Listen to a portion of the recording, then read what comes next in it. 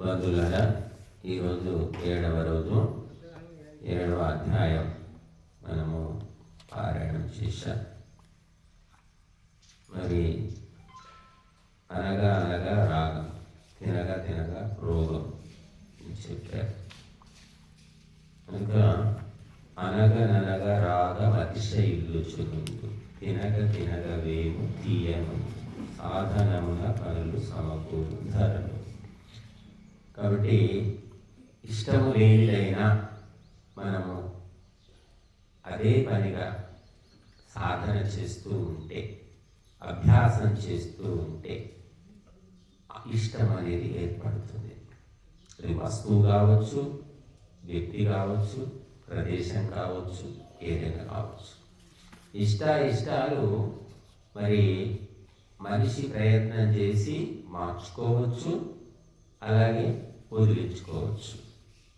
కాబట్టి బుద్ధిమంతుడు గుణదోషాలు విచారణ చేసి ఇష్టాలను తెలుసుకుంటాడు, పెంచుకుంటాడు, మార్చుకుంటాడు. నేనింతే, నాకు ఇదే అలవాటు, నేను మారను అంటే నష్టపోతాను. మంచిని తెలుసుకొని మారాలి, చెడును తెలుసుకొని వదిలిపెట్టాలి. ప్రయత్నం చేయాలి. ఏదైనా ప్రయత్నం చేయకుండా కుదరదు, రాదు. కాబట్టి మరి మనం 7 రోజుల నుంచి చదువుతున్న బాబు మాట్లాడకండి బాబు. ఇది జ్ఞాన విజ్ఞాన యోగము అధ్యాయంలో కూడా శ్లోకాలు ఎన్నో ఉన్నాయి. మొత్తం ఎన్ని ఉన్నాయి? ఇందులో 30 శ్లోకాలు ఉన్నాయి. ఇందులో కొన్ని శ్లోకాల గురించి మనం తెలుసుకుందాం.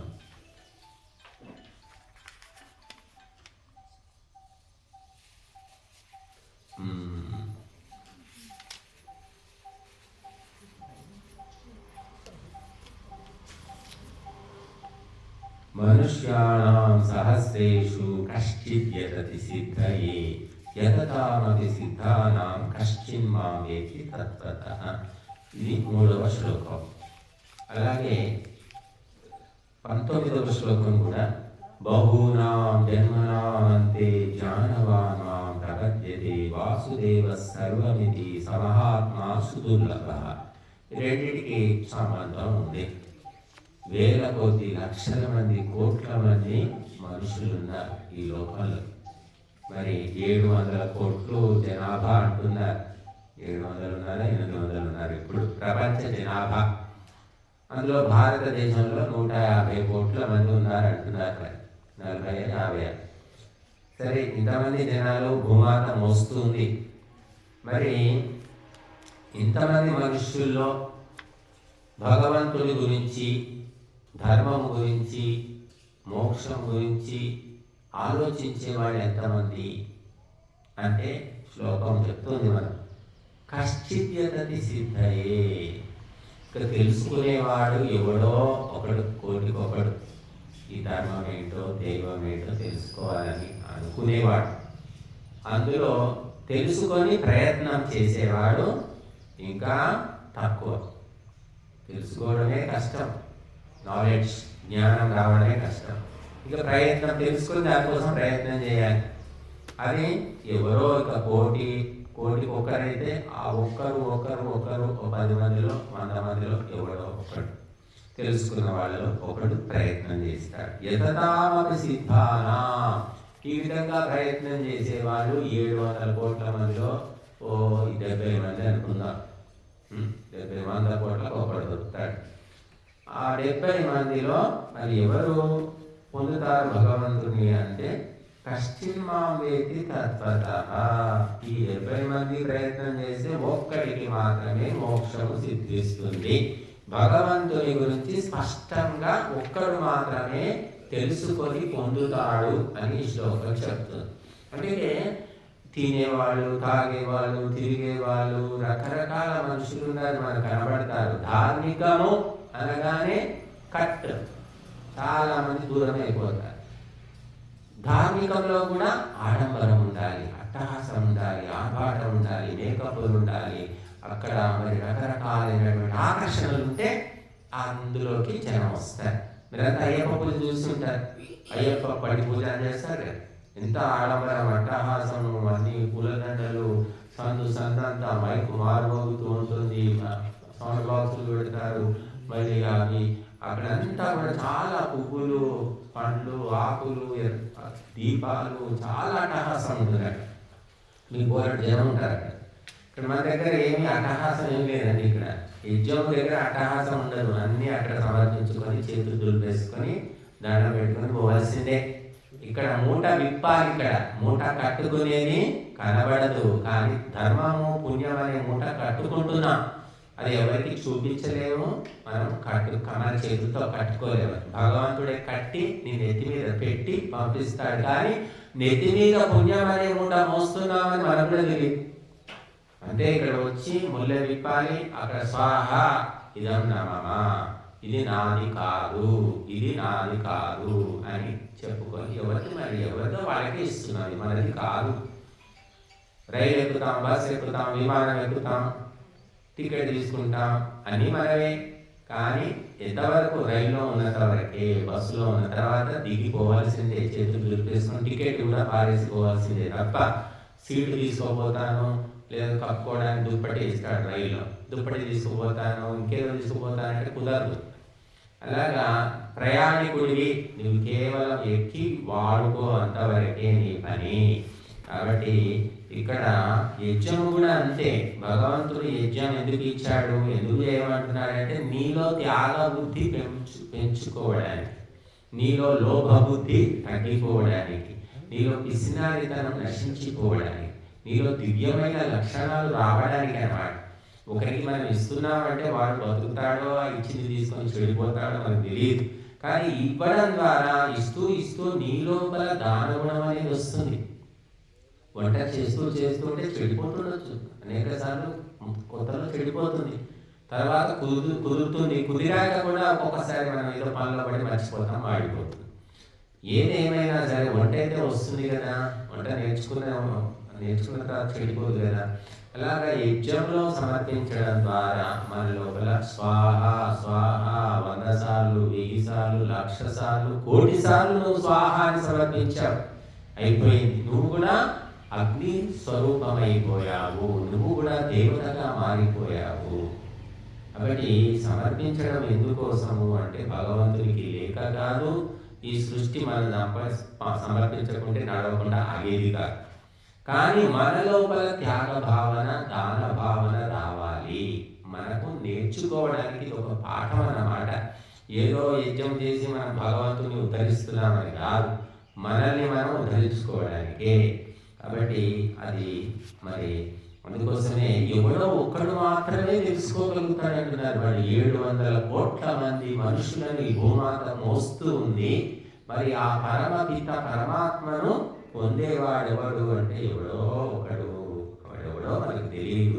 ఏ హిమాలయాల్లో ఉన్నాడో, లేకపోతే గుహల్లో ఉన్నారో, ఎక్కడున్నారో మనకు తెలియదు. కానీ ప్రయత్నం చేసేవాళ్ళు బాగానే కనపడతారు మనకు. ఆ ప్రయత్నము కూడా త్రికరణ శుద్ధిగా చేసేవాళ్ళు ఎంతమంది? పైన పట్టారం, లోలలో పెద్ద నామం పెడతారు, మెడలో రుద్రాక్షలు వేసుకుంటారు, కాషాయం కడతారు, ఇంకేమో త్రిశూలం పట్టుకుంటాడు, ఒకడు ఇంకేదో పట్టుకుంటారు, బోలెడు మంది కనపడతారు మనకు. నిజంగా వాళ్ళు ఆధ్యాత్మిక సాధన చేస్తున్నట్టేనా, వాళ్ళు అందులో ముందుకు నడుస్తున్నట్టేనా అంటే మనం లోతుగా గమనిస్తే తెలుస్తుంది. మనం ఎందుకు గమనిస్తాం, మనకేం అవసరం, కాబట్టి వదిలేస్తాం. అలాగా మనం కాశీకి, మధుర, అయోధ్య, హరిద్వార్, రిషికేశ్ బోలెడు గుంపులు ఉంటారు. అసలు ఇంతమంది కాషాయం కట్టుకొని జడలు కట్టిపోయి ఉంటాయి వాళ్ళకి. కొంతమంది బట్టలు కూడా వేసుకోరు, కొంత గోచి పెట్టుకొని ఉంటారు. మరి వీళ్ళంతా సాధువులేనా, వీళ్ళంతా సిద్ధిని పొందుతున్నారా అంటే మరి భగవంతుని పేరు చెప్పుకుంటే, భగవంతునికి ఇష్టమైన డ్రెస్సు కాషాయం వేసుకుంటే అన్నం పుడుతుంది, అందరూ గౌరవిస్తారు, ఆదరిస్తారు, ఇంటి పోరు తప్పుతుంది, అప్పుల పీడ పోతుంది, భార్యను నిలుచుకున్నాక ఇంకా చేసేది ఏమిటి అని ఇలాగ వేసుకొని తిరిగేవాడు ఎక్కువ మంది మనకు కనిపిస్తారు. కనుక నిజంగా ఆత్మతత్వము, పరమాత్మతత్వం తెలిసిన వాడు ఏం చేస్తాడు అంటే పరోపకారము, లోక కళ్యాణం చేస్తూ ఉంటాడు. వాడు ఊరికే కూర్చోడు. అగ్ని మండుతూ ఉంటుంది, మండుతూ ఉంటే వెలుతురు వస్తుంది, వెలుతురులో మనం అనేకమైనటువంటి కర్మలు చేసుకుంటాం. అలాగా ఆత్మ వెలిగిన వ్యక్తి వల్ల అనేకులు జాగృతం అవుతారట. ఒక వ్యక్తి బిఎడ్ ఎంఎడ్ చేశాడు అనుకుందాం, ఉపాధ్యాయ ట్రైనింగ్ అంటారు, టీచర్ ట్రైనింగ్ అయినాక ఏం చేస్తాడు? వాడు కూర్చుంటాడు. టీచర్ అంటే 10 మందికి 100 మందికి చెప్పేవాడు. ట్రైనింగ్ అయ్యాక అదే పని చేయాలి. ఇంకా ఎప్పుడైతే నువ్వు భగవతత్వం తెలుసుకున్నావో అప్పుడు లోకంలో అధర్మాన్ని, అన్యాయాన్ని, అక్రమాన్ని నశింపజేయడానికి ప్రయత్నం చేయాలి. భగవంతుని గురించిన నిజాలను తెలియజెప్పాలి. ఇది భక్తుడి యొక్క కర్తవ్యము. కాబట్టి ఆ రకంగా చూస్తే పొట్ట చేరితే అక్షరం రాని వాళ్ళంతా సాధువులుగా తిరుగుతూ ఉన్నారు. మరి వాళ్ళకు దొరుకుతుంది, మనకంటే ఎక్కువే దొరుకుతుంది వాళ్ళకి. ఇంకా ఏమీ చదువు రాని వాళ్ళు, సాధన కూడా లేని వాళ్ళు, ఆత్మోన్నతి లేని వాళ్ళు బోలెడు మంది ఉన్నారు. అందుకోసమే భగవంతుని పేరు చెప్పుకుంటే ఎవరైనా బతకొచ్చు. ఎంత చేతగాని వాడు, పనికి మాలిన వాడు, కాలు చేయి వంకరైన వాడు, బుద్ధిహీనుడు కూడా ఇంత కాషాయం కట్టుకొని తిరిగేస్తూ ఉంటారు, బతుకుతూ ఉంటారు. అంటే భగవంతుని నామానికి ఎంత శక్తి ఉంది మీరు ఆలోచించండి. అందరూ అనుకుంటారు ఏమి జపం చేస్తే ఏమొస్తుంది, ఏ జపం చేస్తే ఏమొస్తుంది, ఓం ఓం ఓం అంటారు, స్వామీజీ ఏమో గాయత్రి జపం అంటారు, ఏమొస్తుంది అంటే మరి ఎంతో మంది, కోట్ల మంది బతుకుతున్నారమ్మా. నువ్వు నీ కుటుంబాన్ని పోషించలేకపోతున్నావు. వాడు కాషాయం కట్టుకొని రోడ్డు మీదకి వస్తే వాడికి అన్నం పడుతుంది. ఎవ్వరూ కూడా కాషాయం వేసుకున్న వాడు ఆత్మహత్య చేసుకోలేదు ఇంతవరకు. వాడు చదువు రాని రాకపోయే ద్వేషమే కానివ్వండి, మోసమే కానివ్వండి, హాయిగా బతికిస్తున్నారు. వాడి సంసారాలు ఇంట్లో నానా బాధలు పడుతూ ఉన్నారు. ఎందుకంటే భగవంతుని వదిలిపెట్టే, భగవంతుని కలిసేవాడే లేడు. ఎప్పుడు గుర్తుకొస్తారు భగవంతుడు అంటే అది కూడా చెప్పారు, ఇదే అధ్యాయంలో వచ్చింది, అది తర్వాత చెప్పుకుందాము. భగవంతుని కలిసేవాడు 4 రకాలని మనకు ఒక శ్లోకం చెప్తుంది. కాబట్టి ఆ వేల లక్షల కోట్ల మందిలో ఎవరో ఒక్కరు మాత్రమే తెలుసుకుంటారు. ఈ అంకాపూర్లో చాలా మంది పిల్లలు అమెరికాలో, కెనడాలో, ఆస్ట్రేలియాలో, ఇంకెక్కడెక్కడో ఉన్నారు. చాలా మంది వాళ్ళ పిల్లల కోసం అమెరికా విదేశాలకు వెళ్ళి వచ్చిన వాళ్ళు కూడా ఉన్నారు. ఏముంది అక్కడ, మీరేం చూశారు అని నేను అడుగుతూ ఉంటాను. వాళ్ళు అడిగితే వాళ్ళు ఏమంటారు, ఏముంది స్వామి, పెద్ద పెద్ద బిల్డింగులు, పెద్ద పెద్ద రోడ్లు ఉంటాయి, ఎవరు మాట్లాడరు, వాళ్ళేమో డ్యూటీ చేసుకుంటారు, ఇంట్లో ఒంటరిగా ఉండాలి, ఇంట్లో విసుగు వస్తుంది మాకు, అందుకే 2-3 సార్లు పోయినాను, మళ్ళీ పోబుద్ధి కావటం లేదు అంటారు. అది అన్నమాట విదేశాల్లో ఉన్నటువంటి జీవన విధానం. విదేశాల్లో ఏమి ఉండదండి, కేవలము తిను తాగు తందనాలాడు, అంటే ఈట్ డ్రింక్ అండ్ ఎంజాయ్. దాన్నే రావణాసురుడు సీతమ్మతో చెప్పాడు రామాయణంలో, పిబ భుంక్ష్వ రమస్వ. సీతమ్మ, ఏటమ్మ నీ రాముడు వస్తాడు, నా భర్త వస్తాడు, నన్ను రక్షిస్తాడు, ఉద్ధరిస్తాడని కలలు అంటున్నావు, సముద్రం దాటి రావాలంటే మామూలు మాటలా? సముద్రం రావాలంటే వీలు కాదు, ఈ జన్మలో అయ్యే పని కాదు. హాయిగా తిను తాగు తందనాలాడు, మంచి బట్టలు వేసుకో, మేకప్ చేసుకో, నన్ను చేపట్టు, నాకు ఒక రాణిలాగా నిన్నే పెద్ద రాణిని చేస్తాను, నాతో సుఖాలు అనుభవించాలని రోజు వచ్చి గోల పెట్టేవాడు రావణాసురుడు. అదే సంస్కృతంలో చెప్పాడు అక్కడ, పిబ భుంక్ష్వ రమస్వ, తిను తాగు ఎంజాయ్ చెయ్యి. ఇప్పుడు ఉన్నది అదేగా సిద్ధాంతం. విదేశాల మొత్తం అదే, క్లబ్బులు, పబ్బులు, క్యాసినోవాలు, మళ్ళీ హబ్బులు, ఇంకా రకరకాలైనటువంటి అనమాట. ఎంత డబ్బు ఉంటే అంత ఎంజాయ్మెంట్ చేయొచ్చు అనమాట. ఇక్కడ మన దగ్గర కూడా ఇప్పుడు అదే పరిస్థితి వచ్చింది. ఆన్లైన్ ఏమిటి, మీరు ఆహారం అంటే ఆన్లైన్లో ఆహారం వస్తుంది, మందు అంటే మందు వస్తుంది, అన్నీ వస్తాయి అనమాట. ఇప్పుడు ఇండియాలో కూడా పరిస్థితి అదే వచ్చింది. ఎందుకంటే మనం విదేశాలను ఆదర్శంగా పెట్టుకున్నాం. అమెరికా ఆదర్శము, ఆస్ట్రేలియా ఆదర్శము, కెనడా ఆదర్శము. అక్కడ ఏమి జరుగుతున్నాయో, ఏమి దొరుకుతున్నాయో అన్నీ ఇండియాలో ఉంటే ఇండియా డెవలప్ అయినట్టు, లేకపోతే ఇండియా డెవలప్ కానట్టు అని మన నాయకులకు పిచ్చి. ఈ నాయకులకు ధర్మం తెలియదు, నీతి తెలియదు, శాస్త్రం తెలియదు. వాళ్ళు పొద్దులేసి జపం చేసేవాళ్ళు కాదు, పూజ చేసేవాళ్ళు కాదు, యజ్ఞం చేసేవాళ్ళు కాదు. ఎవ్వరు లేరండి, ఏ నాయకుడు కూడా లేడు. పొద్దున లేచి యజ్ఞం చేసే నాయకుడు ఎవరో నాకు ఒక్కరు చెప్పండి. పొద్దున లేచి భగవద్గీత చదివే నాయకుడు ఎవరో చెప్పండి. ఎవ్వరు లేరు. వాళ్ళు పొద్దున లేవడం కాదు, వాళ్ళు నిద్రమైనా కూడా కళలో కూడా ప్రతిపక్షాలు, అధికారము, పదవులు, ప్రజలను ఎట్లాగా ప్రలోభ పెట్టాలి, మళ్ళీ వస్తున్న ఎలక్షన్లు ఎలా ఓటు సంపాదించాలి, ఈ ఆలోచనలు తప్ప దైవమని, ధర్మమని, దేశమని ఏమీ లేవు. దేశాన్ని 3 అంతులు అమ్మి పారేశారు దుర్మార్గులు. అన్ని పార్టీల వాళ్ళు, వీళ్ళు వాళ్ళని చెప్పడానికి వీలేదు. లక్షల కోట్ల రూపాయలు భారతీయుల డబ్బంతా కూడా స్విస్ బ్యాంకులో ములుగుతూ, ఇంకా వాళ్ళు ధర్మాన్ని ధరిస్తారని ఆశపడడం మన అవివేకం. కాబట్టి భగవంతుని తెలుసుకోవడం అనేది సామాన్య విషయం కాదు. ప్రతిరోజు నిత్య కర్మలు, దైవ కర్మలు చేయడం అనేది సామాన్యం కాదు. ఏదో ఒక రోజు మనం హోమం చేయడం కాదు, నిత్యము హోమం చేసుకోవడం, లేదా నిత్యము ధ్యానం చేసుకోవడం, నిత్యము భగవద్గీత చదువు, ఏదో ఒకటి ప్రతిరోజు ఒక పని చేయి, నిత్యము చేయి. అట్లా చేసేవాళ్ళు ఎందరున్నారు ఇప్పుడు? ఒకప్పుడు ఉండేవాళ్ళు, కాస్త కూస్తుండేవాళ్ళు, ఇప్పుడు ఎవరు లేరు. చేద్దామనుకుంటే ఓపిక ఉండదు, ఆరోగ్యం బాగుండదు, బీపీలు, షుగర్లు, అల్సర్లు, క్యాన్సర్లు, ఏదో ఒకటి రోగాలు, బలహీనత. ఇంకేం చేస్తాం? బుద్ధున్న వాడికి ఎద్దు ఉండదట, ఎద్దున్న వాడికి బుద్ధి ఉండదట. కాబట్టి కోట్ల మందిలో ఎవరో ఒకరు మాత్రమే భగవతత్వాన్ని తెలుసుకుంటారు. ఆ తెలుసుకున్న వాళ్ళలో ఎవరో కొంతమంది సాధన చేస్తారు, సంసారాన్ని వదిలిపెడతారు. కాబట్టి అని చెప్తూ మనకి 19వ శ్లోకం మళ్ళీ ఏం చెప్తుంది అంటే, బహూనాం జన్మనామంతే జ్ఞానవాన్ మాం ప్రపద్యతే. ఎన్నో జన్మలు గడిచిన తర్వాత ఈ మానవ జన్మ అంటే ఇక పుణ్యము పాపము సమానంగా ఉంటే మానవ జన్మ వస్తుంది అని చెప్తున్నారు.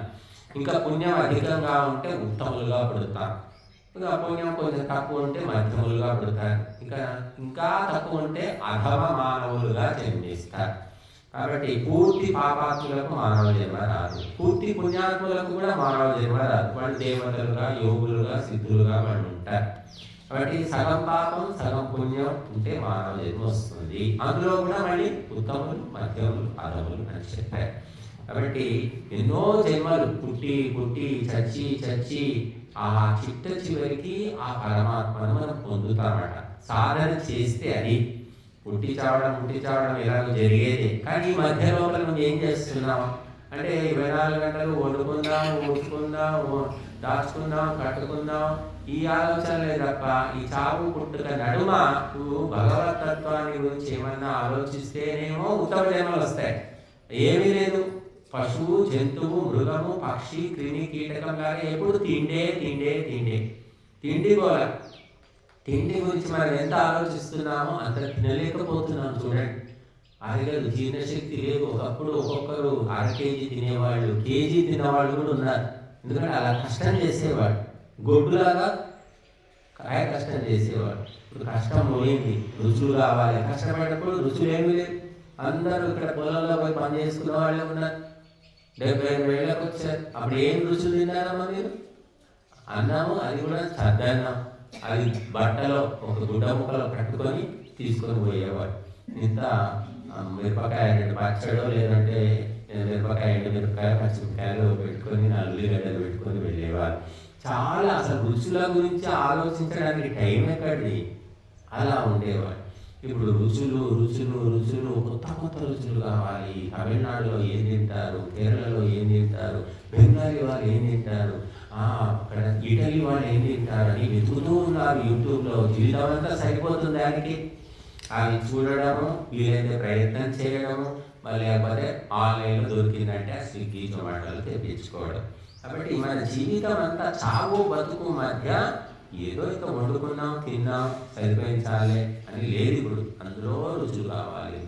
అందుకే హైదరాబాద్ లాంటి నగరాలు ఏం చేస్తారంటే ఫుడ్ ఫెస్టివల్, అంటే భోజనాల పండగ.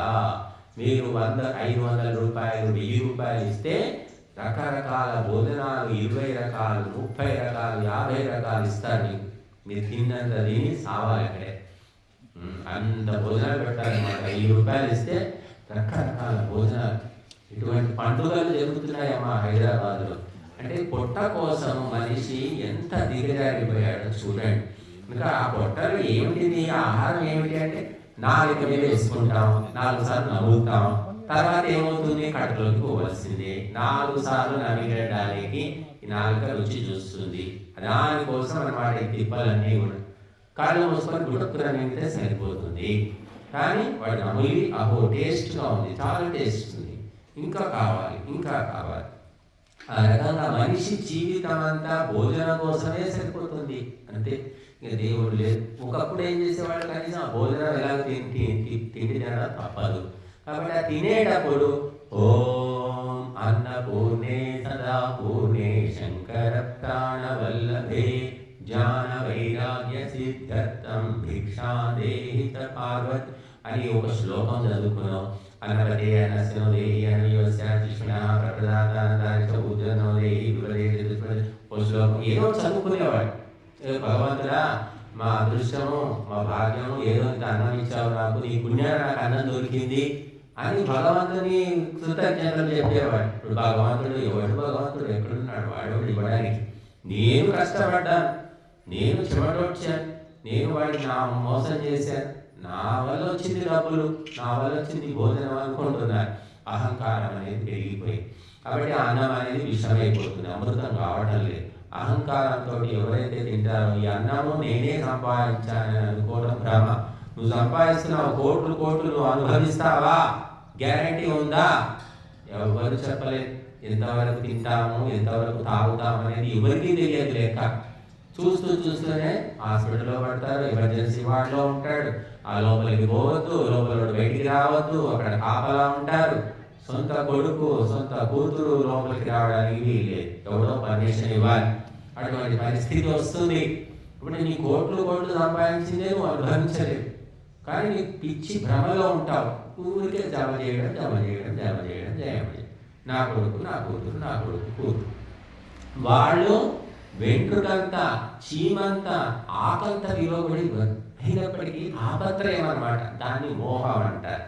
కనుక అనేక జన్మల లోపల మనం ఏం చేస్తున్నాము, కనీసము కొంచెం ధార్మిక ఏమీ చేయకపోయినా ఇక్కడ వచ్చి కూర్చుండేంత పుణ్యం వస్తుంది, జన్మలో మార్పు వస్తుంది, ఉత్తమ జన్మలు కలుగుతాయంటే కూడా ఎక్కడం లేదు నెత్తికి.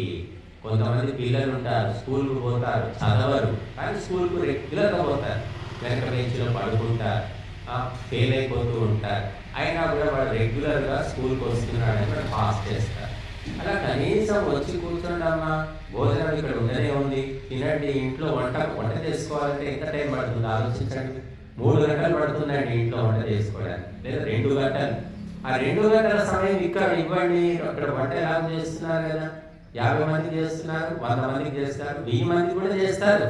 భగవంతుని దయ వల్ల 1000 మందికి కూడా దొరుకుతుంది. 1000 మంది వస్తే భగవంతుడు 1000 మందికి పంపిస్తాడు. కానీ ఇల్లు వండుకోవడము, ఊడ్చుకోవడము, తుడుచుకోవడము, జీవితం అంతా 3 వంతులు ఇంటికే గడిచిపోతుంది. అందుకే పూర్వం ఎప్పుడో చెప్పారు మహర్షులు, ఆహార నిద్ర భయమైదునంచ సామాన్యమే తత్పశుభిన్నరాణం.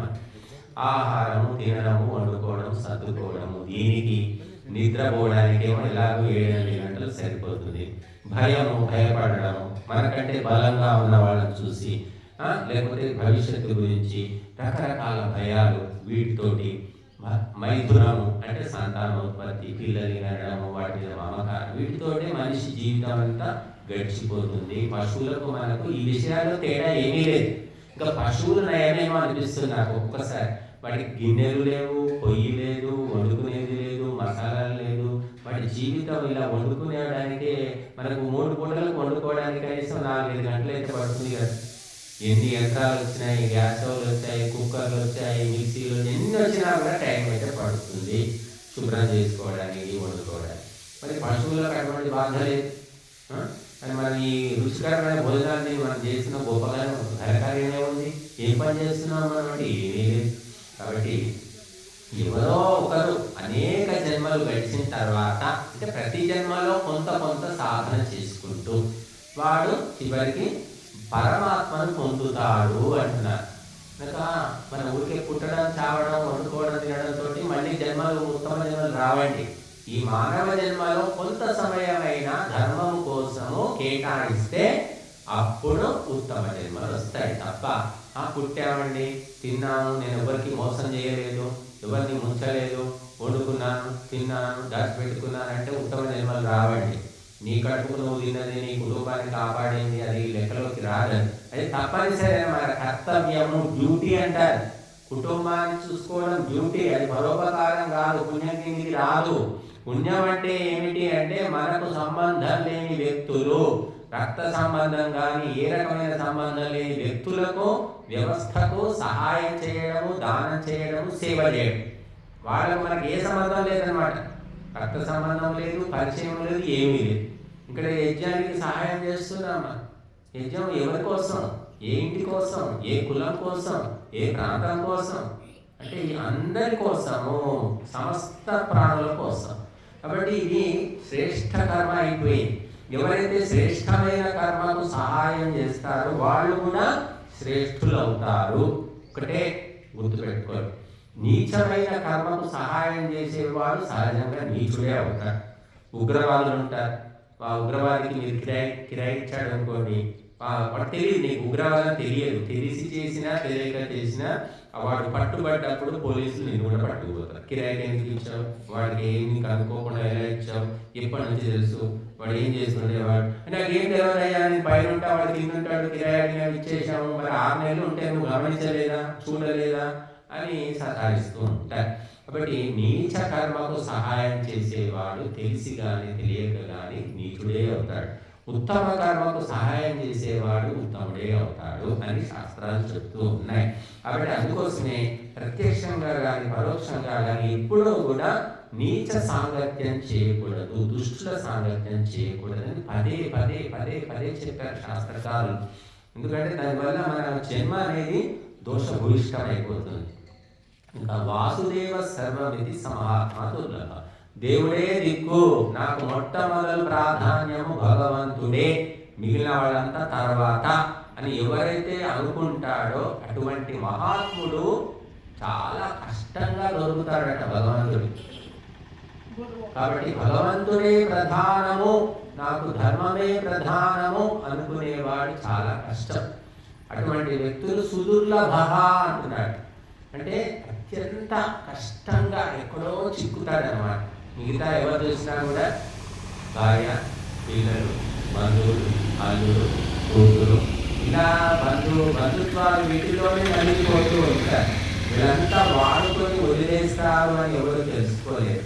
మరి ఎన్ని కష్టాలు బాధలు వస్తే హాస్పిటల్లో పడితే ఏ కొడుకు ఉంటాడు, ఏ కూతురు ఉంటాడు, కోట్ల రూపాయలు మీరు ఇచ్చినప్పటికీ కూడా మీ వెంట వస్తుంటారా? వాళ్ళు వెంట రాకపోయినా పర్లేదు, వెంట ఉంటారా అంటే ఎవరు చెప్పలేరు. ఇప్పుడు కోట్ల రూపాయలు కొడుకు ఇచ్చినప్పుడు ఆ కోట్లు వ్యాపారం చూసుకుంటాడు కానీ నీళ్ళే వచ్చి ఎందుకుంటాడు వాడు? నాన్న నేను ఇక్కడ 2 గంటల సేపు ఉంటే అక్కడ ₹1,00,00,000 నష్టం వస్తుంది, నాకు పెద్ద హాస్పిటల్లో నేను జాయిన్ చేస్తాను, అందరూ చూసుకుంటారు, నేను ఎప్పుడైనా నేను ఫోన్లో మాట్లాడతా లేదంటే వీడియో కాల్లో మాట్లాడతా అంటాడు వాడు. నువ్వు ఎందుకంటే కోట్లు ఇచ్చావు కదా, మరి ఆ కోట్లను కాపాడాలి కదా. వాడు వచ్చి హాస్పిటల్లో నీ దగ్గర ఎందుకు కూర్చుంటాడు?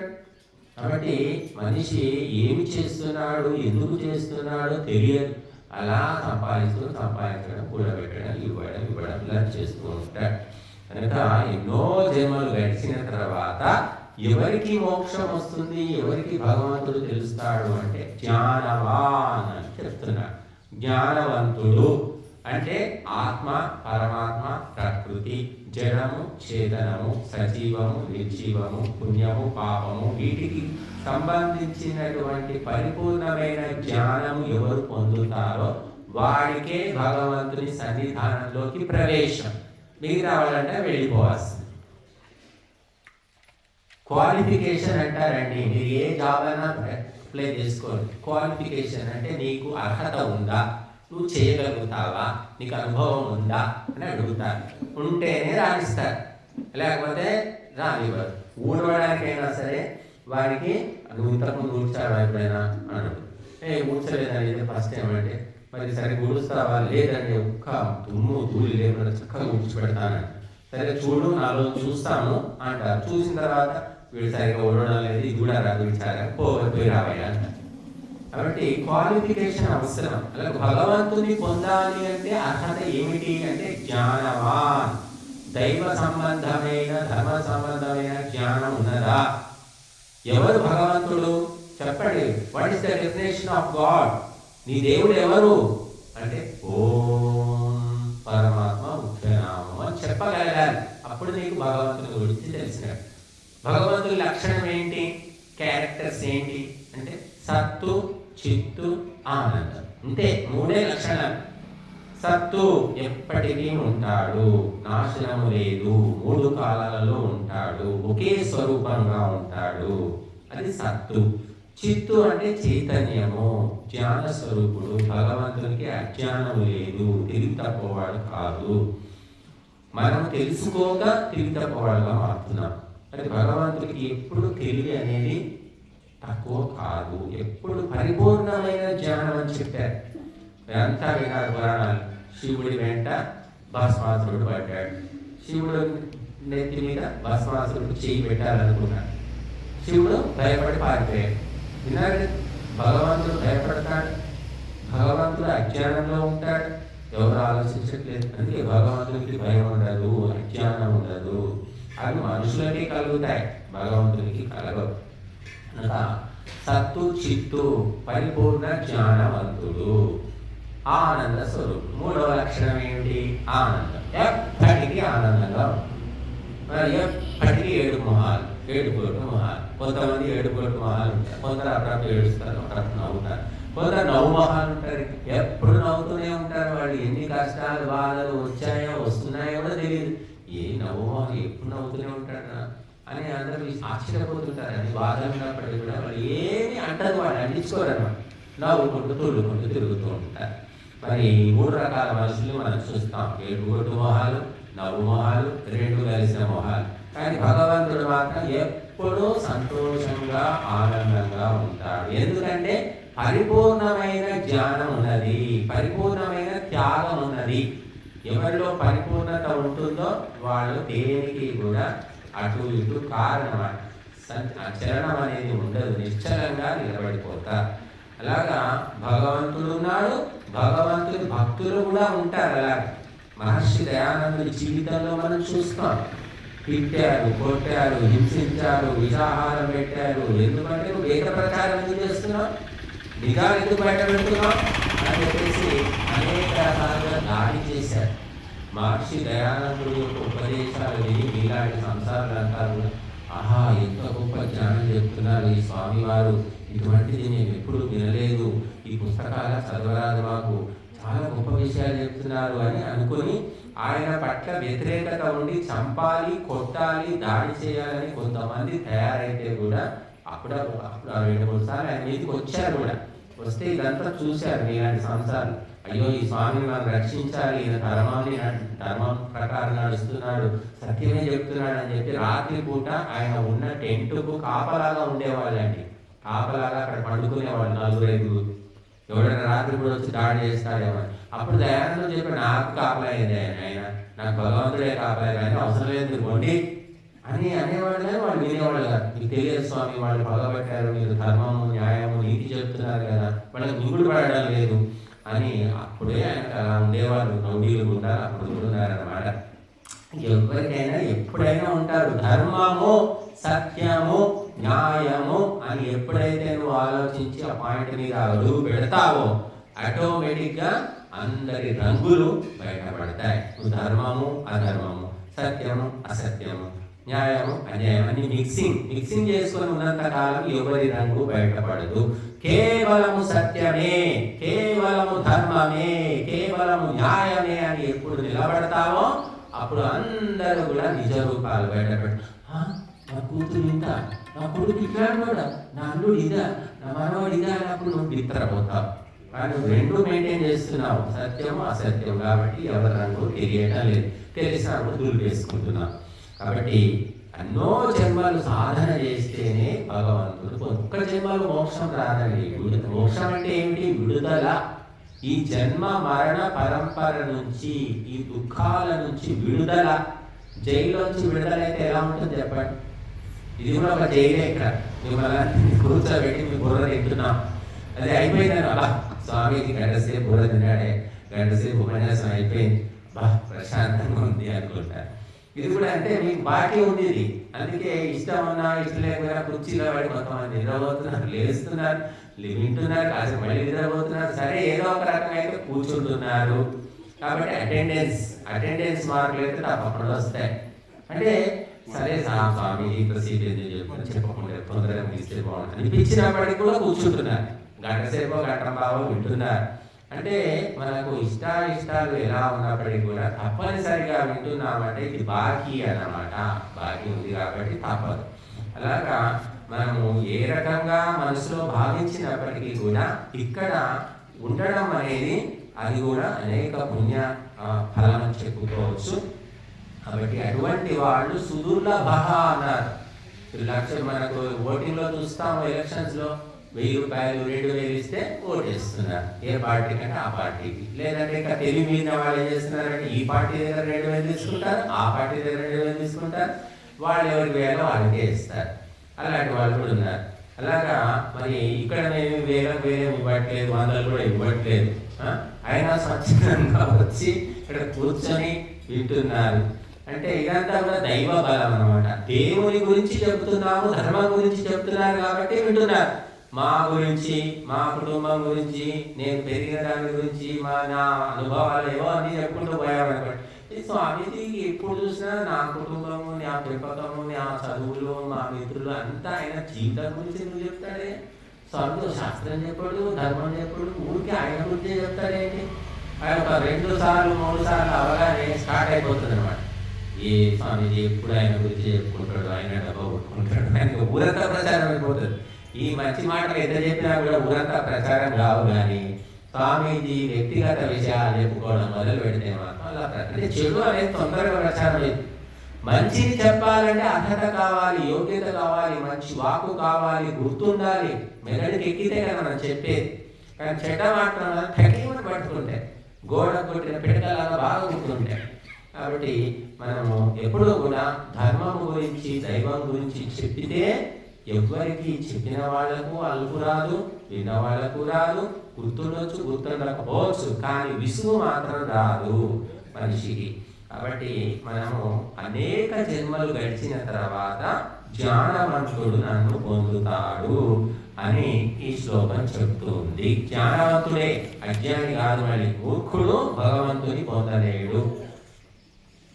తర్వాత మరొక శ్లోకం,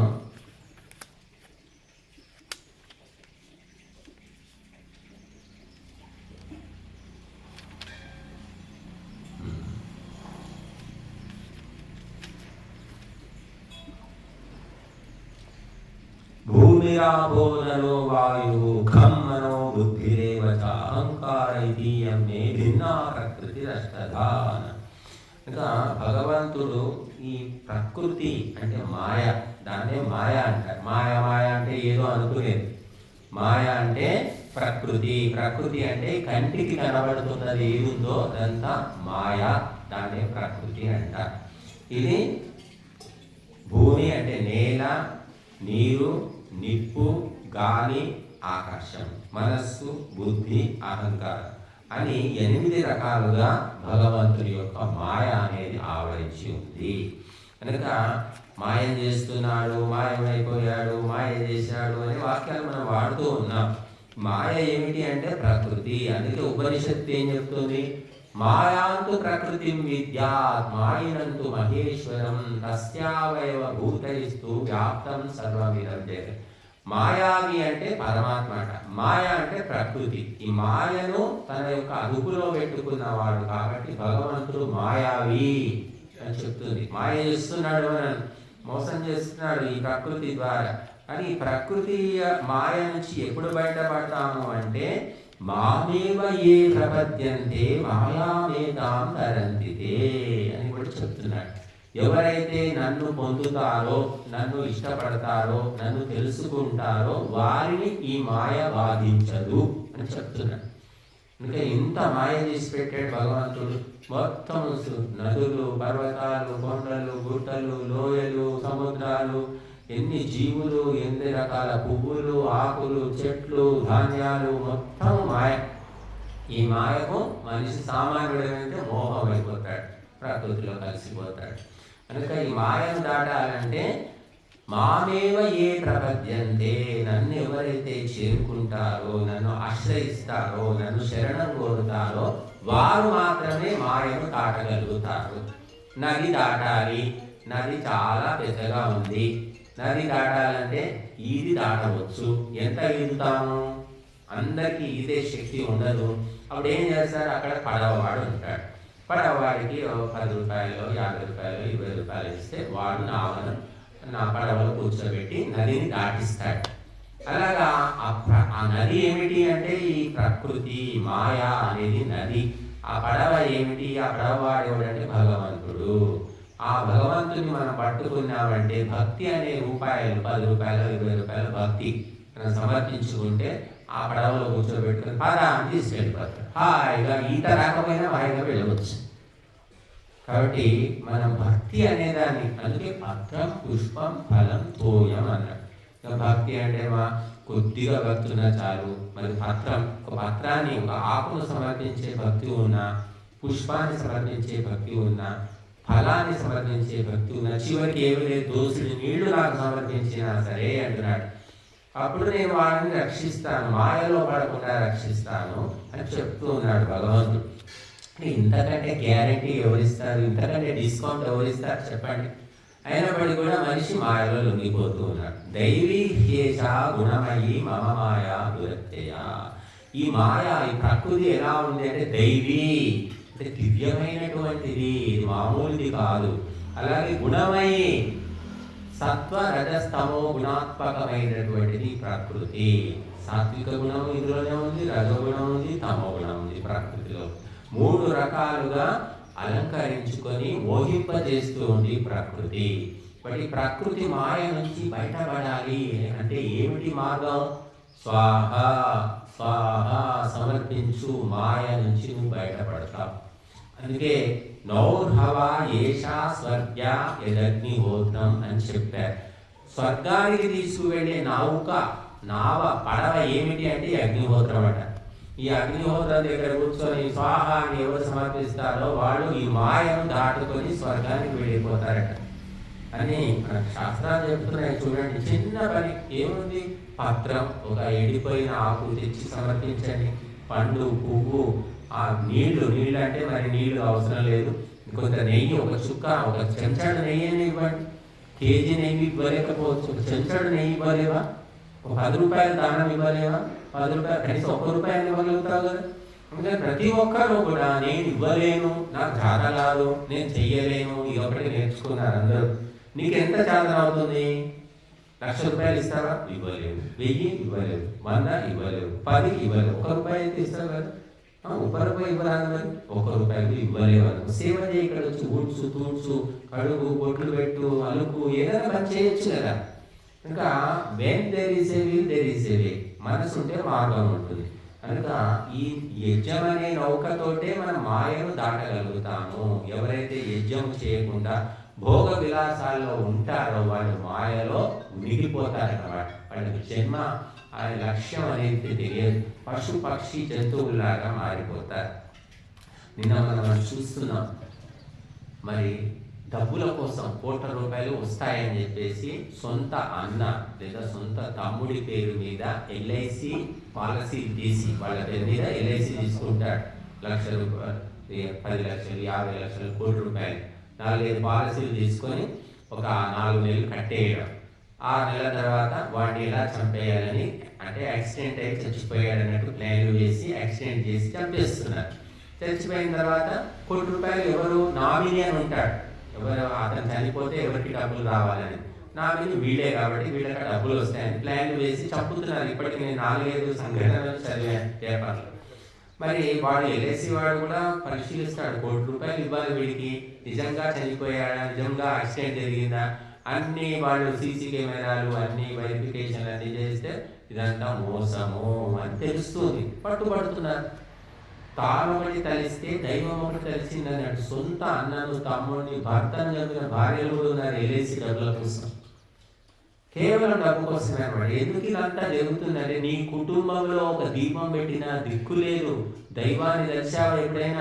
ఎవరైనా పండితులను పిలిచావా? ఎప్పుడైనా హోమం చేశావా? భజన చేశావా? సత్సంగం చేశావా? నీ ఇంట్లో ఎప్పుడు తినడము, తాగడం, తందనలాడడం తప్ప వేరే ప్రోగ్రామే లేదు. అలాంటి ఇంట్లో దయ్యాలు, భూతాలు, పిశాచాలు ఉంటాయి. అంటే ఏమిటవి? మనుషులే దయ్యాలాగా భూతాలాగా మారుతారు. ఏ ఇంటి లోపల దీపం పెట్టకుండా కనీసం యజ్ఞం అంటే ఏదో కష్టం అనుకున్నా, దీపం అయినా పెట్టచ్చు కదా. దీపం పెట్టే దిక్కు కూడా లేదు. శనివారం పెడతారు, కొంతమంది శుక్రవారం పెడతారు, ఇంకా వాళ్ళు నయమను. కొంతమంది ఆ దీపం కూడా లేదు. లేవడమే వండుకోవడం తినడం ఇదే పని. ఇంకా అది ఏమిటి అంటే మానవ జన్మ వ్యర్థం అన్నమాట. కాబట్టి ఈ మాయ, ప్రకృతి మాయను దాటాలంటే త్యాగము, దానము, సేవ, ఈ మూడు ఉంటే. జ్ఞానం లేదు, వేదాలు తెలియదు, శాస్త్రాలు తెలియదు, మరి మా గతి ఏమిటి అంటే ఏమి తెలియకపోయినా అమ్మ త్యాగం చేయండి, దానం చేయండి, సేవ చేయండి, వీటి ద్వారా కూడా మోక్షం వస్తుందని వేదమే చెప్తుంది. అహం భూమి మదదారి ఆర్యాయ అహం వృష్టిం దాశుషే మత్యాయ అని చెప్తున్నాడు వేదంలో. ఎవరైతే దానం చేస్తాడో వాడికి ఆనంద వర్షం కురిపిస్తానంటున్నాడు. ఆనంద వర్షం అంటే ఎప్పుడు నిరంతరం ఆనందంలో ఉంటాడు తను. మరి దానం అంటే ఏమిటి అంటే ఎవరికి పడితే వాడికి పనికిమాలిన వాళ్ళందరికీ ఇవ్వడం కాదండి. కేవలము ధర్మ కార్యాలకు, దైవ భక్తులకు, ధర్మోద్ధారకులకు, ధర్మ ప్రచారకులకే ఇవ్వాలి. అమ్మాయిని అత్తగారింటికి ఇవ్వాలంటే 100 సార్లు ఆలోచిస్తారు, అన్నీ తెలుసుకుంటారు, తెలుసుకొని ఆ ఇంటికి ఇస్తారు. అలాగా నువ్వు కష్టపడి చెమటోడ్చి సంపాదించిన ధనము ఎక్కడ చేరుతుంది, ఎవరు పొందుతున్నారు, దుర్వినియోగం అవుతుందా, సద్వినియోగం అవుతుందా ఆలోచించకుండా ఎక్కడ పడితే అక్కడ ఇచ్చేసి వస్తూ ఉంటారు చాలామంది. ఆలోచించరు. ఆలోచించేవాడు తప్పకుండా ఫలితాన్ని పొందుతారు. ఎన్ని దానాలు చేసినా కూడా ఆలోచించకుండా ఎక్కడ పడితే అక్కడ చేసిన వాడు శని తెచ్చుకుంటాడు, వాడి కష్టాలు ఎక్కువ పెరుగుతుంటాయి. ఇంకా అంటే నీ చేతులతోటి నువ్వు కష్టపడి సంపాదించిన ధనాన్ని, ద్రవ్యం తీసుకొట్టి నువ్వు ఆహుతి అమ్మా అని చెప్తున్నాను. ఇక్కడ ఎవ్వరు లేరు, మధ్యవర్తులు లేరు, దళారీలు లేరు, బ్రోకర్లు లేరు, ఏజెంట్లు లేరు. ఇక్కడ నీ చేతులతో నువ్వు ఇక్కడ సమర్పిస్తున్నావు. పొద్దున చిన్న గంగుబాయి ఉందా అని కూర్చుంది, మరి 50 భక్ష్యాలు తీసుకొచ్చింది, పొద్దున 2 గంటలకు లేచాను, ఇంకెవరు సహాయం చేశారు. మరి ఇక్కడ 8, అక్కడ 8, 16 భక్ష్యాలు అగ్నిలో సమర్పించాం. మళ్ళీ ఇటు 4, అటు 4, 16న 24 భక్ష్యాలు సమర్పించాం. అదే మీరు తీసుకెళ్ళి గుడిలో పెడతారు, మళ్ళీ తీసుకొస్తారు, 24 మీరే తింటారు, లేదా మీ చుట్టుపక్కల బంధువులకు ఇస్తారు. కానీ దేవతలకు ఎక్కడ చేరుతున్నది? దేవతలకు చేరినప్పుడు దేవతల అనుగ్రహం ఎలా దొరుకుతుంది ఆలోచించండి మీరు. దేవతల దూత అగ్ని, కాబట్టి అగ్నిదేవుడికి సమర్పిస్తే అక్కడి నుంచి మేము స్వీకరిస్తామని దేవతలు ఒప్పందం చేసుకున్నారు. అది ఏ అగ్ని లోపల అంటే శ్మశానంలో ఉండే అగ్ని కాదమ్మా, చలిమంటల కోసం తీసుకునే అగ్ని కాదు, మరి కుమ్మరి ఆవరణలో ఉన్న అగ్ని కాదు, కంసారి కొలిమిలో ఉండే అగ్ని కాదు, మరి పొయ్యిలో అగ్ని కాదు. ఇక్కడ మంత్రాలతోటి ప్రతిష్ఠించినటువంటి పవిత్రమైన అగ్నిలో సమర్పించినటువంటి ఆహుతులే దేవతలు స్వీకరిస్తారు. ఎక్కడ పడితే అక్కడ అగ్ని కనబడిందని అక్కడ సమర్పిస్తే స్వీకరించరు. కాబట్టి ఇటువంటి ఒక మంచి అవకాశం ఇచ్చారు. నువ్వు ఎక్కడో చాలా మంది ఇక్కడ తిరుపతి పోతారు, శ్రీశైలం పోతారు, ఎక్కడో పోయి హుండీలో 1,00,000 రూపాయలు వేస్తారు, 1 కోటి రూపాయలు ఇచ్చాం, కిలో బంగారం వేసాం, నిలువుదోటే చేసాం అంటున్నారు చాలా మంది. అది ఎవరు తింటున్నారు, ఎక్కడ జరుగుతుంది? అక్కడ కమిటీ ఉందమ్మా, అక్కడ దేవస్థానం కమిటీ ఉంటుంది, అందులో అంతా రాజకీయ పక్షులే ఉన్నారు. ఒక్క ధార్మికుడు, ఒక పండితుడు, బుద్ధిమంతుడు మాత్రం లేడు. టీటీడీ, తిరుమల తిరుపతి దేవస్థానం, మీరు నెట్లో కొట్టి చూడండి, తిరుమల తిరుపతి దేవస్థానం కమిటీ మెంబర్స్ అని కొడితే 25 మంది ఎంతో వస్తారు. ఒక్కడు కూడా ధార్మికుడు లేడు. అక్కడికి పోయి మీకు హుండీలో వేస్తున్నారు. ఈ హుండీలో వేయండి, అగ్నిహోత్రం అనే హుండీలో, ఈ హుండీలో వేస్తే ఎవరు తీసేది లేదమ్మా. అక్కడ ఏం చేస్తారంటే రోజు హుండీలో డబ్బులు పడతాయి, నగలు పడతాయి, నాణ్యాలు, రకరకాల వస్తువులు హుండీలో వేస్తారు, కోట్లు. అవన్నీ తీసి లెక్క పెట్టి వస్తువులకు వస్తువులు, నగలకు నగలు, నోట్ల కట్టలు, చిల్లలకు చిల్లర, రకరకాలుగా చిల్లర బట్టి దేనికి దానికి వేరు చేయడానికి 100 మంది ఉద్యోగులు ఉన్నారు అక్కడ. కానీ ఇక్కడ మీరు లెక్క పెట్టేది ఏమీ లేదు, ఎవరు తీసుకోలేదు. చెయ్యి పెడితే కాలుతుంది అంతే, ఒకసారి పడిందంటే ఎవరు తీసుకోలేదు. మరి ఈ హుండీ నిజమైనదా, ఆ హుండీ నిజమైనదా ఆలోచించండి భక్తులు. మీరు ఆ హుండీ పేరు మీద మనుషులకు అప్పచెప్తున్నారు, అక్కడ రాజకీయ పక్షులకు అప్పచెప్తున్నారు, ఉద్యోగులకు అప్పచెప్తున్నారు. ఇక్కడ నేరుగా అగ్నికే సమర్పిస్తున్నారు. కాబట్టి ఇది నిజమైన సమర్పణము, నిజమైన దానము, నిజమైన త్యాగము. ఇది మాత్రమే దేవతలకు చేరుతుంది. కాబట్టి ఇది మనకు పరంపర, ఒక పరంపర, మహర్షులు ఏర్పరిచిన పరంపర. ఇంకా దేవతలకు సమర్పించి దేవతల అనుగ్రహం పొందాలంటే ఇదే దారి, ఇంకేమీ లేదు.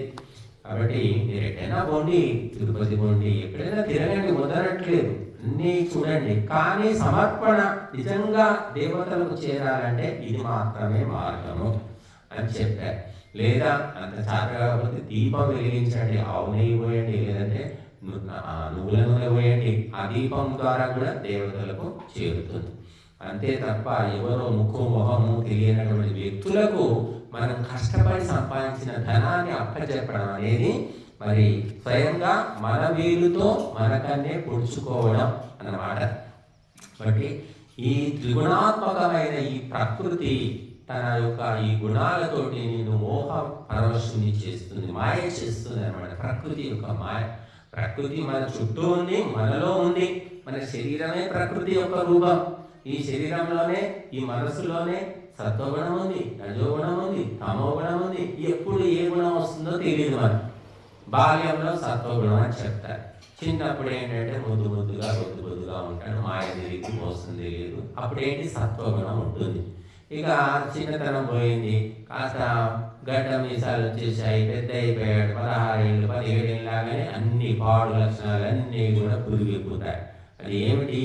రజోగుణం అని చెప్పారు. రజోగుణం ఏం చేస్తుందంటే కర్మలలో ప్రవృత్తం చేస్తుంది. ఇక వాడు ఇంకోటి ఇంట్లో ఉన్నాడు, తిరుగుతూనే ఉంటాడు. వాడు ఫ్రెండ్స్ అంటాడు, చుట్టాలంటాడు, తిరగాలంటాడు. ఏ రాత్రిలో వస్తాడు వాడు కొడుకు, ఏంటి వీడు ఇట్లా మారిపోయాడని వీళ్ళు అనుకుంటారు. రజోగుణం అనేది ప్రవృత్తం అవుతుంది, ఆ ప్రకృతిలోనే ఉన్న ప్రకృతి. ఇక అంత అయిపోయింది, పెళ్ళైపోయింది, పిల్లలు అయిపోయారు, అంత అయిపోయి 70 ఏళ్ళకి వచ్చింది. అప్పుడు ఏమిటి అంటే తమోగుణం. తమోగుణం అంటే ఏంటి?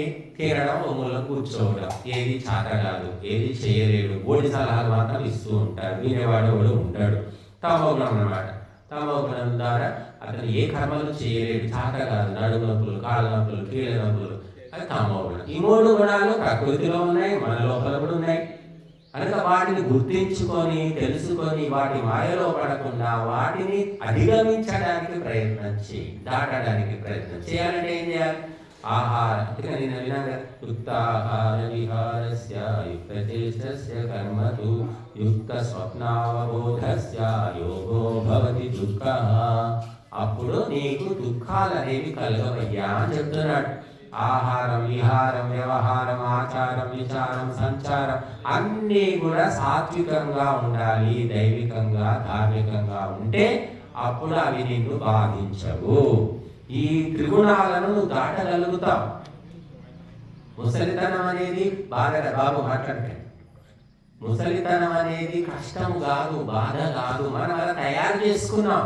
ఎందుకంటే ఏది తినకూడదో, ఏది వినకూడదో, ఎలా నడుచుకోకూడదో జీవితం అంతా 70 ఏళ్ళ దాకా ధర్మ విరుద్ధంగా నడుచుకున్న తర్వాత ముసలితనం అనేది హింసిస్తుంది. నువ్వు మొదటి నుంచి ఒక మంచి పెంపకము, పద్ధతి ప్రకారం ఏది తినాలో, ఎంత తినాలో, ఎలా ఉండాలో ఉంటే వృద్ధాప్యం అనేది శాపము కాదు. అందుకే వేదం ఏం చెప్తుంది నీకు? జీవేమా శరదశతం శృణుయామా శరదశతం ప్రబ్రవామా శరదశతం అని 100 ఏళ్ళు బ్రతకమంటుంది వేదం. 100 ఏళ్ళు బ్రతకాలంటే సరే 60 ఏళ్ళు ఎట్లా అట్లా బతుకుతాం. తర్వాత 60-70 దాటిన తర్వాత ముసలితనం కదా, ముసలితనం బాధలు పడకుండా బతుకమని వేదం ఎందుకు చెబుతుంది? ఈ బాధలు నువ్వు తెచ్చుకున్నవి, అడ్డమైన తిండి తిని, అడ్డమైన తిరుగుళ్ళు తిరిగి నీ శరీరం అట్లా తయారైంది.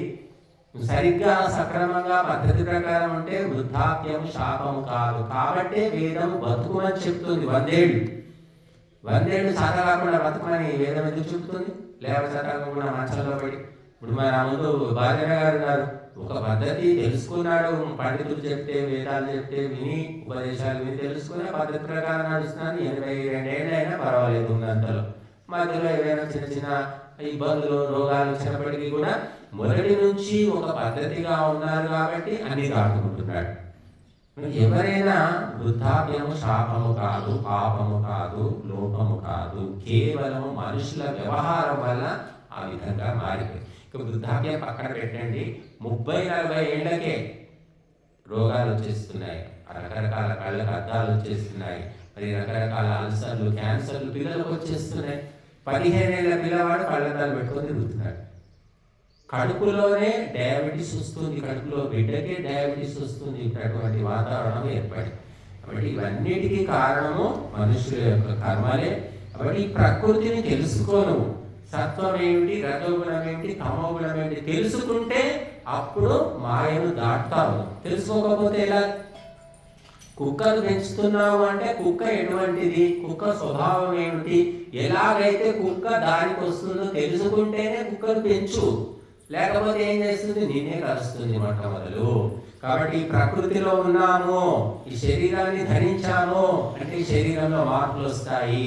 శరీరం యొక్క లక్షణం ఏంటి, శరీరం ఏ రకంగా ప్రవర్తిస్తుంది, ఈ శరీరం ఎలా లొంగుతుంది, ఎలా మాట వింటుంది అని తెలుసుకో. నువ్వు తెలుసుకోవడానికి ఈ జన్మ వచ్చింది. ఊరికే కళ్ళు మూసుకొని గుడివాడిలాగా పోవడానికి కాదు. మన శరీరం స్పందిస్తున్న ఏది తింటే శరీరానికి అనుకూలము, ఏది తినకపోతే శరీరం బాగుంటుంది, మంచి ఏమిటి చెడు ఏమిటి ఏది పడితే తినడేమన్నా. అందరికీ అన్ని పడవండి ఒంటికి. బాల్యం లోపల శ్లేష్మ ప్రకృతి ఉంటుంది అని చెప్పారు. అంటే కఫము. కఫము అంటే ఏంటంటే ఈ దగ్గులు, తుమ్ములు, చీమిడి గారడము, ఇలాంటివన్నీ కూడా దాన్ని శ్లేష్మ ప్రకృతి అంటారు. చిన్నప్పుడు పిల్లలు తొందరగా జలుబు వచ్చేస్తుంది, చలికి తొందరగా ప్రభావితం అవుతారు. అందుకని బాల్యము శ్లేష్మ ప్రకృతి, 16 ఏళ్ళ వరకు శ్లేష్మము కఫ ప్రవృత్తి అన్నారు. తర్వాత 16 నుంచి 50-55 ఏళ్ళ వరకు కూడా పిత్త ప్రవృత్తి అన్నారు. పిత్తం అంటే వేడి, ఒంట్లోపల వేడి ఉంటుంది. కాబట్టి వాడు ఎవడి మాట వినడు, నేను చెప్పిందే వినాలి అంటాడు, అన్ని పనులు చేస్తూ ఉంటాడు. తర్వాత పిత్త ప్రకృతి నశించి తర్వాత 55-60 తర్వాత ఏమొస్తుంది? వాత ప్రవృత్తి వస్తుంది. వాతము అంటే గాలి. గాలి అంటే ఏమిటంటే ఒళ్ళంతా కూడా ఈ వాతం అనేది నిండిపోవడం వల్ల, గాలి అనేది నిండిపోవడం వల్ల కాళ్ళ నొప్పులు, కీళ్ళ నొప్పులు, నడుము నొప్పులు, మెడ నొప్పులు, అన్ని నొప్పులు వస్తాయి. కాబట్టి ఈ తెలుసుకొని దానికి వ్యతిరేకమైన ఆహారం తింటే ఇవి మనల్ని బాధించవు. ముసలితనం ఏ తిండి తినాలి అంటే వాతము తగ్గించే ఆహారం తినాలి, వాతం పెంచే ఆహారం తింటున్నారు. ఇక యవ్వనంలో పిత్తం ఉంటుంది కాబట్టి, పిత్తం అంటే వేడి, వేడి తగ్గించే ఆహారం తినాలి. కానీ యువకులంతా ఏం తింటున్నారు? బిర్యానీలు తింటున్నారు, హలీము తింటున్నారు, మిరపకాయ బజ్జీ తింటున్నారు. వేడి ఇంకా పెరిగిపోయి పిచ్చి పిచ్చి చేష్టలన్నీ చేస్తున్నారు, వ్యభిచారం చేస్తున్నారు, తల్లిదండ్రులు చెప్తే వినరు, ధర్మం అంటే నచ్చదు. ఎందుకంటే తలకు వేడెక్కిపోతుంది, తలంతా కూడా వేడిగా అయిపోయి ఆలోచనలు సరిగా ఉండవు, ఏమేమో చేస్తూ ఉంటారు. కాబట్టి యవ్వనంలో పిత్తాన్ని తగ్గించే అంటే చలువ కలిగించే ఆహారం తినాలి. ఇక బాల్యంలో పిల్లలకు ఊరికే దగ్గులు, దమ్ములు, తుమ్ములు వస్తుంటాయి కాబట్టి వాళ్ళకి ఏమిటి అంటే చలువ చేసే ఆహారం పెట్టకూడదు. అంటే దోసకాయలు, బీరకాయలు, సొరకాయలు, ఈ పెసరపప్పు ఇలాంటి ఆహారం పిల్లలకు పెడితే తొందరగా జలుబు వచ్చేస్తుంది వాళ్ళకు. బట్ ఇదంతా కూడా ఆయుర్వేదంలో మహర్షులు చెప్పారు. ఇది తెలుసుకోకుండా నువ్వు ప్రకృతిని జయించలేవు, మాయను ఓడించలేవు, మాయలో మునిగిపోవలసిందే, బాధలు పడవలసిందే. కాబట్టి తెలుసుకుంటే నష్టం ఏంటి? ఆ ప్రకారం ఎందుకు తెలుసుకోరు, ఎందుకు నడవరు అంటే చెప్పేవాళ్ళు లేక ఒకటి, చెప్పితే వినే సంస్కారం లేకపోవడం మరొకటి. అయినప్పటికీ కూడా మరి మహర్షులు చెప్పింది ఎవరు అనుసరిస్తారో వారు మాత్రము శరీరాన్ని భద్రంగా ఆరోగ్యవంతంగా ఉంచుకొని మాయకు లోబడకుండా జీవిత లక్ష్యాన్ని సాధిస్తారు. చూడండి, కాబట్టి ఈ మాయ శరీర రూపంలో ఉంది, మనస్సు రూపంలో ఉంది, ప్రకృతి రూపంలో, 3 రూపాలతోటి మనల్ని గురిడి కొట్టించాలని ప్రయత్నం చేస్తూ ఉంది. మనస్సులో కూడా ఉంది, సత్వగుణం ఉంది, రజోగుణం ఉంది, తమోగుణం ఉంది. కాబట్టి మనస్సును కూడా మనం వశం చేసుకోవాలి అంటే సాత్వికమైన ఆహార విహారాలు పాటిస్తే మనసు వశమైపోతుంది. మీరు చూడండి, కుక్క చూడండి, కుక్క పిల్లని తీసుకొచ్చి దానికి రోజు ఉప్పు, కారం, మసాలా, మాంసం అన్ని పెట్టండి చిన్న కుక్క పిల్ల. మరొక కుక్క పిల్లని తీసుకురండి, దానికి పాలు, అన్నము, పెరుగు, సాత్విక ఆహారం అన్నమాట, ఉప్పు కారం ఏమీ లేకుండా పాలు, పెరుగు పెట్టండి. 1 సంవత్సరం తర్వాత వారి ప్రవర్తన ఎలా ఉంటుందో చూసుకోండి. ఉప్పు, కారాలు, మసాలాలు తిన్న కుక్క అనవసరంగా అరుస్తూ ఉంటుంది, అనవసరంగా అందరి మీద పడి ఎగబడుతూ ఉంటుంది, చెప్పిన మాట వినదది. ఈ సాత్విక ఆహారం పెట్టిన కుక్క మాత్రం చాలా సాత్వికంగా ఉంటుందో లేదో మీరు గమనించుకోండి. ఆ కుక్క ఏదో కాదు, మన మనసే.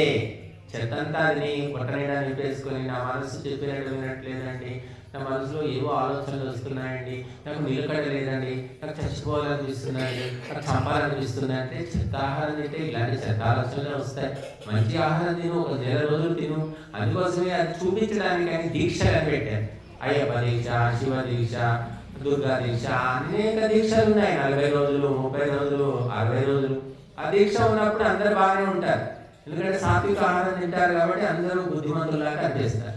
అది అయిపోగానే మళ్ళీ మరి ఆ కట్టు విడిచిన ఆంబోతుల్లాగా ఆ చెత్త తిందంతా తినేసి మళ్ళీ ఎప్పటిలాగే రాక్షసులాగా తయారైపోతారు.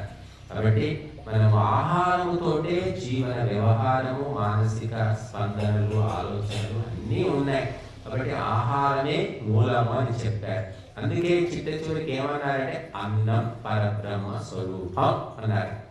నువ్వు అన్నం అంటే నీ భోజనం, నువ్వు తినే ఆహారమే నీ మనస్సుగా మారుతుంది. నువ్వు తినేటప్పుడు ఎటువంటి భావనతో తింటావో, ఏది తింటావో దాన్ని బట్టి నీ మనస్సు తయారవుతుంది అని చెప్పారు. కాబట్టి మనం తినేటప్పుడు దైవనామము స్మరించుకొని ఎవరు తింటూ ఉంటాడో ఆ అన్నము అమృతంలాగా మారిపోతుంది. అతనికి మనస్సు ఎప్పుడూ ప్రశాంతంగా, స్వచ్ఛంగా ఉంటుంది. ఇక చెత్త ఆలోచనలు చేసుకుంటూ ఎవరైతే తింటారో, దైవనామం స్మరించారో ఆ అన్నమే విషమై వాడిని పాడు పనులకు ప్రేరేపిస్తుంది. ఈ రహస్యం తెలుసుకున్నారు కాబట్టి మన వాళ్ళంతా ఏం చేసేవాళ్ళంటే అన్నదానం చేసినప్పుడు గోవింద నామస్మరణ చేయండి, నారాయణ నారాయణ అండి అని అందరూ 100 మంది కూర్చుంటారు. ఒకసారి భజన చేయిస్తారు, ఒక 5 నిమిషాలు భజన చేశాక తినండి అంటారు. వీడికి ఏమో ఆకలి వేస్తుంటుంది. ఈ భజన ఎంతసేపు భజన చేస్తారు, ఈ భజన తొందరగా అయిపోతే వాడు తిందామని తిండిపోతేమో అది ఉంటుంది. భజన చేసేవాళ్ళేమో ఓహో అని సంతోషంగా భజన చేస్తూ ఉంటారు. కాబట్టి పశువులు, పక్షులు, జంతువులు ఏ భజన చెయ్యవు, ఏ నామస్మరణ చెయ్యవు. అవి గడ్డి కానీ, గాదం కానీ, అది దానా కానీ అలాగే తినేస్తాయి. అందుకే అవి పశువులాగానే ఉంటాయి. కానీ మనిషి భగవంతుని స్మరణ చేస్తూ చేస్తూ చేస్తూ క్రమంగా మార్పు వస్తుంది. చూడండి, భగవంతుని యొక్క మార్గంలో వచ్చిన వ్యక్తి మొదట్లో ఉన్నట్టు 10 ఏళ్ళ తర్వాత ఉంటాడు. మార్పు కనబడుతుంది మనకు. ఇప్పుడు పశువులు చూడండి, ఎన్ని రోజులు తిన్నా అదే పశు జన్మ, అదే నవ్వడం. వాటిని నేర్పుదామా? నేర్పలేదు. కానీ మళ్ళీ కనుక్కున్నారు శాస్త్రవేత్తలు, ఈ ఆవులకు ఈ మంచి సంగీతము, భక్తి సంగీతము వినిపిస్తే అవి కూడా పరవశం చెంది ఎక్కువ పాలిచ్చాయట. అది వాళ్ళు పరిశోధించి తెలుసు. అంటే పశువులకు కూడా భక్తి సంగీతం నచ్చుతుంది, అని మనుషులకు నచ్చట్లేదండి. అని ఎగురుడు దుంకుడు సంగీతమే నచ్చుతుంది. డీజేలు పెట్టుకొని అడ్డమైన అశ్లీలమైన పాటలు పెట్టుకొని ఎగురుతూ ఉన్నారు. మంచి పాటలు అంటే ఎవరు ఇష్టపడలేదు. ఒకప్పుడు పొద్దున్న లేవగానే భక్తి గీతాలు వినిపించేవి. మరి హోటల్ వాడు కూడా భక్తి గీతాలు పెట్టుకునేవాడు. ఇప్పుడు పగలు లేదు, రాత్రి లేదు, ఉదయం లేదు, ఎప్పుడు పడితే అప్పుడు అశ్లీలమైన ఆ శృంగార గీతాలు పెట్టుకొని ఎగురుతూ ఉన్నారు. ఆ శృంగారము విని విని విని మనసంతా భ్రష్టు పెట్టిపోయి పిచ్చి కుక్కలాగా వీధి వీధి తిరిగి ఇక ఆ కోరికలు తీర్చుకోవాలని ఎన్ని పాడు పనులు చేసి నాశనం అయిపోతూ ఉన్నారు అందరూ కూడా. కాబట్టి ఏది ఎక్కడ ఎంత తీసుకోవాలా అంత తీసుకుంటేనే దానివల్ల సుఖం అనేది కలుగుతుంది. ఉప్పు రుచిగా ఉంటుందని ఎక్కువ తింటే విషమైపోతుంది. కనుక కోరికలు తీర్చుకోవాలని ఎవడైతే పిచ్చి కుక్కలాగా తిరుగుతాడో వారి బ్రతుకు కూడా పిచ్చి కుక్క బ్రతికే అవుతుంది. ఎందుకంటే పిచ్చి కుక్కను అందరూ కొట్టి కొట్టి తరివేస్తారు. ఎవరైతే కేవలము శృంగారము, భోజనము, సుఖాలు అని పిచ్చిగా తిరుగుతూ ఉంటారో సొంత కుటుంబ సభ్యులు వాడిని తరివేస్తారన్నమాట. దైవము లేదు, భక్తి లేదు, ధర్మము లేదు, దేశం లేదు, ఏమీ లేదు. ఎప్పుడు చూసినా కోరికలు తీర్చుకోవాలి. ఇటువంటి ఆలోచన ఉన్న వాళ్ళు పెరిగిపోతూ ఉన్నారు ఈనాడు. బట్టి మనకేం చెప్తుంది ధర్మము, మన పరంపర ఏం చెప్తుందంటే నువ్వు తినకపోయినా పర్లేదు నాయన, నీ ప్రాణం ఏం పోదు, ఆకలితో ఉన్న ఎవరికైనా పెట్టు, నువ్వు ఇద్దరికి భోజనం పెట్టు, ముగ్గురికి పెట్టు అని చెప్తుంది. తిన్నవాడు బతుకుతున్నాడు. ఆ త్యాగం చేసిన వాడికి అంతకంటే శక్తి వచ్చి వాడు బతుకుతున్నాడు, ఇంకెక్కువ బతుకుతున్నాడు. ఆ సత్యం తెలుసుకోలేక తింటేనే బలం వస్తుంది, తింటేనే బతుకుతాం అనుకుంటున్నారు అందరూ. తిని రోగం వస్తుంది. సంపాదించిందంటే నీ రోగానికే ఖర్చు అవుతుంది. ఏం చేస్తున్నావు నువ్వు? కేవలము ధర్మం అనేది ఒక్కటి వదిలిపెట్టినందుకు, దైవ స్మరణ వదిలిపెట్టినందుకు అనేక సంకటాలు, కష్టాలు, బాధలు చుట్టుముడుతూ ఉన్నాయి. కాబట్టి మనము ఎటువంటి పరిస్థితుల్లోనైనా సరే భగవత్ స్మరణ చేసుకోవాలి. ధర్మ కార్యాలు యథాశక్తిగా పాల్గొనాలి. మొత్తం ఇల్లు, వాకిలి, పొలము, పుట్ర, పశువులు, వ్యాపారం మొత్తం వదిలిపెట్టుకొని ఇక్కడ కూర్చోమని చెప్పట్లేదు. మనం వారంలో ఒక రోజులో గంట సేపు, 2 గంటల సేపు. కొంతమంది ఉంటారు వస్తే గంట సేపు ఉంటారు, స్వామీజీ నాకు పనులు గంట సేపు ఉంటాడు, వెళ్ళిపోతాడు. అది లేదు ఇది లేదు. మనం ఉదయము చేస్తున్నాం, సాయంత్రము చేస్తున్నాం. మరి ఉదయం వచ్చిన వాళ్ళే సాయంత్రం వస్తున్నారు, వీళ్ళు గుత్తేదారుల. మళ్ళీ సాయంత్రం వచ్చే వాళ్ళే పొద్దున వస్తున్నారు. చూడండి, అంటే నచ్చిన వాళ్ళు, ఇష్టపడ్డ వాళ్ళు వదిలిపెట్టలేకపోతున్నారు. కొత్త వాళ్ళు మాత్రం అడుగు పెట్టలేకపోతున్నారంటే ఎంత భయంకరమైన అజ్ఞానం అనేది వ్యాపించి ఉందో చూడండి. మా గురుజీ పాఠాలు చెప్తే 50 మంది 60 మంది ఉన్నారు మొట్టమొదటి క్లాసులు. 40 రోజులు అయిన తర్వాత నేను ఒక్కడిని మిగిలాను. చివరి ఒక్కడిని మిగిలాను. మళ్ళీ 10 ఏళ్ళు ఆయన బ్రతుకున్న రోజు ఆయన ఇంటికి వెళ్ళేవాడిని. ఆదివారం, శనివారం నేను ఒక్కడే వెళ్తే ఇంట్లో అందరూ ఉండేవాళ్ళు, కుటుంబ సభ్యులు ఎవరు వినేవాళ్ళు కాదు. నా ముందు ఆయన, నా ముందు నేను కూర్చొని, ఆయన మొహం నేను, నా మొహం ఆయన చూసుకుంటా గంటలు గంటలు గంటలు చుట్టూ ఉండేవాడిని. నేనేదో అడుగుతుండేవాడిని. అడుగుతాడు చెప్పడం, అడగడం చెప్పడం. సాయంత్రం 5 అయింది, 6 అయింది, 8 అయింది, 9 అయింది, 10 అయింది. 10 అవుతుంది కదా, 10 అవుతుంది కానీ గుర్తు చేసేది మా గురుగారు. 10 అయింది అయ్యా, 9 అవుతుంది, బస్సుతో పోయా వెళ్తున్నా మళ్ళీ కూర్చు. మళ్ళీ 11 గంటలకు బస్సు, 10 లాస్ట్ బస్సు ఎక్కిపోయేవాడు. ఒక్కోసారి బస్సు కూడా పోతే వాళ్ళ పడుకునేవాడు. అటువంటి రోజులు కూడా ఉన్నాయి. కాబట్టి ఇంకొక పిచ్చిలాగా అన్నమాట.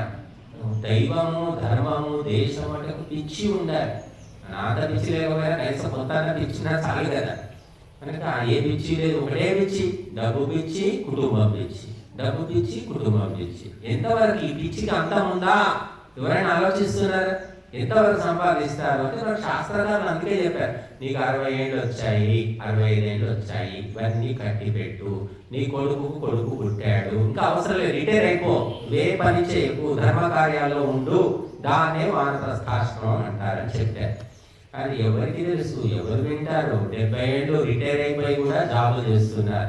అన్ని వ్యాపారం వదిలి, అన్ని అవసరం లేకపోయినా పోయి పొలం పని చేస్తున్నారు, పశువులు చూసుకుంటున్నారు. 70 ఏళ్ళు 80 ఏళ్ళు. ఎందుకంటే వాళ్ళకి ఇది అలవాట్లేదు. వస్తారు, ఎవరో చెప్పగా వస్తారు. ఏమో స్వామీజీ అంటే ఏమో చెప్తున్నాడమ్మో, నాకు ఇది వింటే నెత్తి పడేటట్టుంది అనుకుంటాడు, వాడు పోతాడు. అట్లా కూడా జరుగుతుంది, ఎందుకంటే అలవాట్లేక. కానీ వాడు ఓపికతోటి 10 సార్లు 20 సార్లు వస్తే మెల్లిమెల్లిగా సత్యం ఏమిటో తెలుస్తుంది. ఒక్కసారికి ఓపిక లేకపోతే ఎట్లా? ఒక తల్లి ఎంత ఓపిక ఉంటే 10 మంది పిల్లల్ని కంటుంది, 15 మంది, ఒకప్పుడు 12, 15 మందిని కన్నారు. ఈనాడు ఒకసారి కావడానికి ఓపిక లేదు. ఎందుకంటే ఆహార దోషం, సంస్కార దోషం. కాబట్టి ఓపిక అంటే సహనం అనేది ఉంటేనే మనం తెలుసుకుంటాము, ఆ భగవంతుని యొక్క శక్తిని పొందగలుగుతాం. చూడండి, మహర్షులు అడవులు తపస్సు చేసేవాళ్ళు అంటారు. కూర్చొని ఎలా తపస్సు చేసేవాళ్ళు, గంటలు కూర్చొని తపస్సు చేసేవాళ్ళు. ఇది కూడా ఒక రకం తపస్సే అనుకోండి, కూర్చోవడం. మరి వాళ్ళలాగా అడవిలో ఉండట్లేదు. మనం అడవిలో అంటేనే భయంకరంగా మనం అన్ని వసతులు ఉన్నాయి, సమయానికి ఇక్కడ సిద్ధంగా భోజనం ఉంది. మనం ఇంట్లో కూర్చొని ఎంత జపం చేసినా సరే భోజనం మనమే చేసుకోవాలి. చూడండి, కానీ ఇక్కడ వస్తే భోజనం సిద్ధంగా ఉంటుంది. అంటే శక్తి చూడండి, ఆ భగవంతుని జపం చేస్తే శక్తి ఇక్కడ ఒక రకంగా చూపిస్తుంది, ఇంట్లో ఒక రకం ఉంటుంది.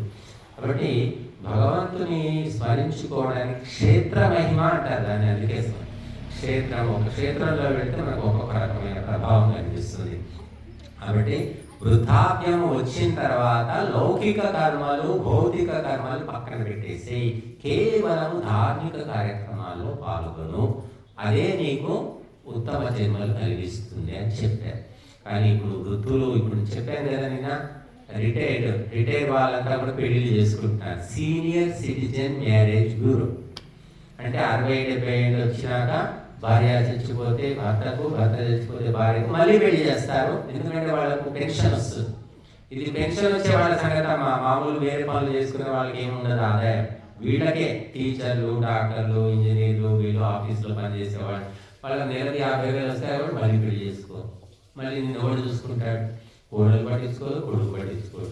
అని చెప్పి మళ్ళీ పెళ్లి చేసుకుంటున్నారు. ఇది ఇంకెక్కడ భక్తి, ఇంకెక్కడ ధ్యానము, ఇంకెక్కడ ధర్మము? కాబట్టి సర్వనాశనం అన్నమాట. కేవలం డబ్బు ఉంది కాబట్టి బుద్ధులు పడుతున్నాయి. డబ్బు లేకపోతే అక్కడ చూస్తాం వృద్ధాశ్రమంలో ఎంతో మంది వృద్ధులు ఉన్నారు పాపం. కాబట్టి డబ్బు అనేది ఎన్ని పాపాలకు కారణం అంటే చెప్పడానికి వీలేదు. కాబట్టి మనం ఆ వయస్సును తెలుసుకొని ఆ ప్రకారంగా నడుచుకోవాలి. దాన్ని ఆశ్రమ ధర్మము అంటారు. కాబట్టి అప్పుడే మనము జీవితంలో, ఈ జీవితం ఒకటి కాదండి, అనేక జన్మలు ఎత్తుతాం, తప్పదు. మనకు ఇష్టం ఉన్నా లేకపోయినా భగవంతుడు బలవంతంగా పట్టుకుపోయి పో అక్కడ పుట్టు అని పుట్టిస్తాడు. మనకి ఇష్టాలతో సంబంధం లేదు, పెరగాల్సిందే, అన్నీ చేయాల్సిందే. కాబట్టి అప్పుడు మళ్ళీ వచ్చే జన్మకు నేను ఈ జన్మలో కష్టపడి నేను టీ కాఫీలు మానేనండి, నేను మాంసం మానలేనండి, ఈ జన్మకు నాకు అలవాటు అయిందండి, నేను వచ్చే జన్మ చూద్దాం అప్పుడు ఆపేస్తాను. అప్పుడైనా ఆ జన్మలో అయినా మళ్ళీ సాధన చేయాల్సిందే కదా, ప్రయత్నం చేయాల్సిందే కదా. ఏ జన్మకైనా ప్రయత్నం చేయకుండా నిన్ను వదిలిపెట్టవు ఇవి. అదేదో ఇప్పుడే చేసుకోరాదు అని నేను చెప్తున్నాను. అంటే హోంవర్క్ రేపు చేయను, ఎల్లుండి చేస్తాను అంటే ఎల్లుండి కూడా అదే ఉంటుంది, అదే హోంవర్క్ చేయక తప్పదు. ఇప్పుడు ఈ జన్మలోనే వదిలించుకుంటే, కొంత హోంవర్క్ చేసుకుంటే ఉత్తమ జన్మ వస్తుంది అని చెప్తున్నా. అంటే ఈ పునర్జన్మ పూర్వజన్మ మనకే ఉన్న హిందువులకే, క్రైస్తవులకు, మహమ్మదీయులకు పూర్వజన్మ లేదు, పునర్జన్మ లేదు. ఇదే మొదటి జన్మ, ఇదే చివరి జన్మ వాళ్ళ మతం ప్రకారం. కానీ మనకు మాత్రం జన్మల పరంపర అన్నమాట. ఒక దాని తర్వాత ఒకటి, ఒక దాని తర్వాత ఒకటి, మోక్షము పొందేదాకా పుడుతూ పోవాల్సిందే. కాబట్టి ఈ ప్రకృతిని తెలుసుకొని ఆ ప్రకృతిని నువ్వు వశం చేసుకో, దాని మాయలో పడకు. కుక్కను నువ్వు పెంచు, నువ్వు చెప్పినట్టు కుక్క పిల్ల వినాలి. కుక్క పిల్ల చెప్పినట్టు నువ్వు వింటే నేనేమంటాను, మూర్ఖుడు అంటారు. అలాగా ప్రకృతి చెప్పినట్టు మనం వింటున్నాం, మనం చెప్పినట్టు ప్రకృతి వినాలి. ఎప్పుడు వింటుంది అంటే నువ్వు ప్రకృతిని తెలుసుకుంటే అప్పుడు నీకు వశమైపోతుంది. ఒక మనిషిని మన కంట్రోల్లోకి తెచ్చుకోవాలి అంటే ఏం చేయాలంటే ఆ మనిషిని గమనించాలి. అతని స్వభావం ఏంటి, ఏం తింటాడు, ఎలా ఉంటాడు, ఎలా మాట్లాడితే వింటాడు, అన్ని గమనిస్తే అప్పుడు ఆ మనిషి మనకు వశమైపోతాడు, చెప్పినట్టు వింటాడు, బానిసలా ఉంటాడు. అలాగా భర్తను బానిస చేసుకోవాలంటే ఏమిటి రహస్యం? మంత్రం ఏమైనా ఉందా, మందు పెట్టాలా, ఏమైనా ఉందా అంటే ఏమీ. ఆ భర్తను గమనించామా, ఆయన కోపం ఎప్పుడు వస్తుంది, ఏది ఇష్టపడతాడు, ఎలా ఉంటాడు, మొత్తం గమనించి ఆ ప్రకారంగా నువ్వు నడుచుకుంటే నీకు బానిసగా పడి ఉంటాడు. అంతే, ఏమీ లేదు. భర్తకు భార్య అయినా, భార్యకు భర్త అయినా అంతే. దానికి ఏం మందులు, చేతబడులు అట్లాంటివి ఏమీ లేదు. అలాగా భగవంతుడు కూడా నువ్వు చెప్పినట్టు వినాలి, నీకు లోబడాలి. అంటే భగవంతుడు చెప్పింది నువ్వు నడుచుకో, భగవంతుడే నీ వెంట కుక్కలాగా వస్తాడు అని చెప్పేవారు గోపదేవ శాస్త్రి గారు. భగవంతుడు కుక్కలాగా నీ వెంట తిరుగుతాడు అనేవాడు. నాకు ఆశ్చర్యం వేసేది, ఏమి కుక్కలా భగవంతుడి కుక్క అంటాడేంటి అని అనుకునేవాడు. కానీ అందులో అర్థం ఏంటంటే విశ్వాసం అన్నమాట. ఒక బుద్ధ అన్నం పెడితే కుక్క వద్దన్నా మన వెంటే తిరుగుతుంది. నువ్వు దేవుడు చెప్పిన ఆజ్ఞలను పాటించి నడుచుకుంటే దేవుడు నువ్వు వద్దన్న వెంటబడి నువ్వు కాపాడుతూ ఉంటాడు. కానీ మన దేవుడు చెప్పిన దానికి వ్యతిరేకం, ఏది వద్దంటే అది చేసి తీరుతాం అంటారు. ఈనాడు 90% జనం అదే ఉన్నారు. కాబట్టి మనము ఈ భగవద్గీత చదవడం కానీ తెలుసుకోవడం ఏమిటంటే, ఈ విని విని విని ఏమవుతుందంటే మన మెదడుకు కొంత ఎక్కుతుంది అన్నమాట. ఆ బూజు, దుమ్ము, ధూళి అంతా కూడా కొంచెం తొలగిపోతుంది. అప్పుడు మన యొక్క ఆలోచనలు మారితే, సంస్కారాలు మారితే మన జీవితంలో మార్పు వస్తుంది. అనగా అనగా రాగం, తినగా తినగా రోగం అన్నారు. వినగా వినగా వినగా ఏమవుతుందంటే మనిషి లోపల పరివర్తన వస్తుంది. నేను చెప్పాను కదా, మా గురువు గారు గంటలు గంటలు చెప్పేవారు. అది ఎన్ని, ఒక రోజు కాదు, ఒక సంవత్సరం కాదు, 10 ఏళ్ళు కాదు, 15 ఏళ్ళు అట్లా గడిచిపోయి నేను ఇలా తయారు. అంటే మనము వింటూ వింటూ తెలియకుండానే మనలో మార్పులు తీసుకొస్తుంది అన్నమాట. కాబట్టి వినాలి. అందుకోసమే వినడం ఒకటే శరణ్యం అన్నారు. చెప్పిన వాడి కంటే చెప్పిన వాడు మర్చిపోతాడు, కానీ విన్నవాడు గుర్తుపెట్టుకుంటాడు. తిట్టిన వాడు మర్చిపోతాడు, తిట్లు పడ్డవాడికి గుర్తుంటాయి. అలాగా ఈ గుర్తున్నదే మన జీవితాన్ని చక్కదిద్దుతుంది. కాబట్టి మనము విని విని విని వినే ప్రయత్నం చేయాలి, ఓపిక తెచ్చుకోవాలి. శృతం తపః, ఇదే తపస్సు అని చెప్పారు. కాబట్టి మీరందరూ కూడా వినడమే తపస్సు అని తెలుసుకోండి. ఎంత శ్రద్ధగా వింటామో అంత మనకు గుర్తుంటాయి. ఎంత గుర్తుంటాయో అవి మన జీవితాన్ని మార్చివేస్తాయి. ఓం శాంతి.